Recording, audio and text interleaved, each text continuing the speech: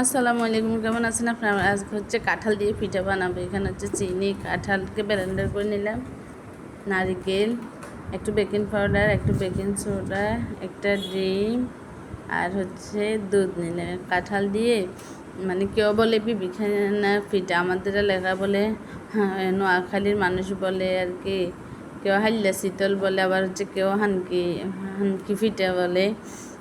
আর আপনারা কি নামে বলেন আমরা জানি না আর কি। এখন হচ্ছে এখানে ময়দা আর হচ্ছে একটু চাউলের গুঁড়া নিয়ে নিলাম দুধের সাথে। আমি এখানে কোনো এক্সট্রা পানি ব্যবহার করব না, দুধ আর হচ্ছে শুধু কাঁঠালগুলো দিব। কাঁঠালগুলোকে আমি ব্লেন্ডার করে নিলাম। চিনি হচ্ছে কম দিচ্ছি, এখানে কাঁঠাল অনেক মিষ্টি।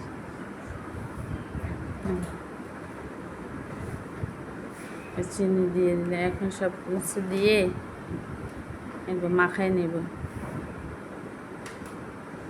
পরে হচ্ছে একটা ডিমটা দিয়ে দেবো, একটু দুধ দিয়ে মাখাচ্ছে। এখন হচ্ছে কাঁঠাল দিয়ে দিব, ভালো করে একটু মাখাই নিলে একটু সুন্দর। একটা ডিম দিয়ে দিলাম।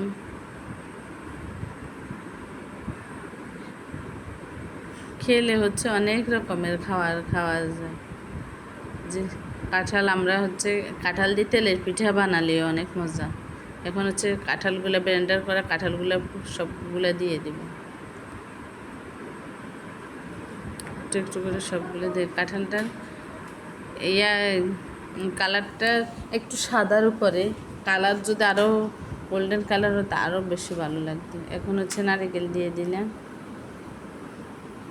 কুচানো নারকেল। নারকেল দিলে হচ্ছে যত দাঁতের নিচে নারকেল পড়ে তত বেশি মজা হয়। এখন হচ্ছে ননস্টিকের পাতিলে পানি নিয়ে গরম করে একটা স্ট্যান্ড বসায় ওই বাটিতে দিয়ে দিব। বাটির নিচে একটু ঘি মাখাই রাখছি হালকা, যে না এখন তো এখানে মাটির চুলা নেই, কিসের মধ্যে মাটির চুলায় কলার পাতা দিয়ে দিলে আর কি এই পিঠাটা বেশি সুন্দর মোটা। আমি হচ্ছে কেকের মতনই বানাচ্ছি। এখন হচ্ছে বসাই দিলাম আধা ঘন্টার জন্য, দেখি কি অবস্থা। এগুলো হচ্ছে পিঠাটা হয়ে গেছে। এখন আমি নামাই এটা ঠান্ডা করে পরে কেটে দেব।